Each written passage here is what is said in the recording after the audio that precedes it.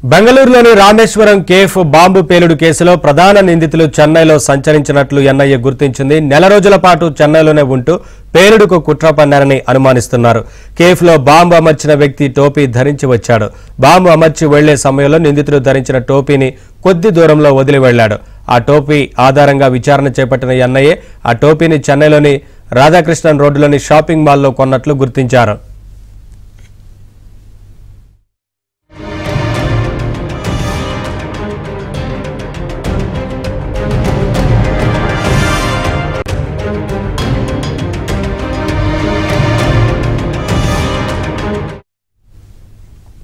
లభించిన ఆధారాలతో చెన్నైలోని ట్రిప్లికేన్, మైలాపూర్, మెరీనా బీచ్, నీలాంగరై తదితర ప్రాంతాల్లో సీసీ కెమెరాలను ఎన్ఐఏ పరిశీలిస్తోంది.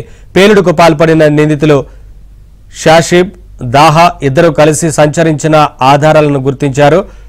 ట్రిప్లికేన్లోని ఓ లాడ్జిలో బస చేసినట్లు గుర్తించారు. చెన్నై నుంచే పేలుడుకు ప్లాన్ చేసినట్లు ఆధారాలు సేకరించిన ఎన్ఐఏ పేలుడుకు వినియోగించిన వస్తువులు ఎక్కడి నుంచి కొనుగోలు చేశారనే విషయాలను సేకరిస్తున్నారు.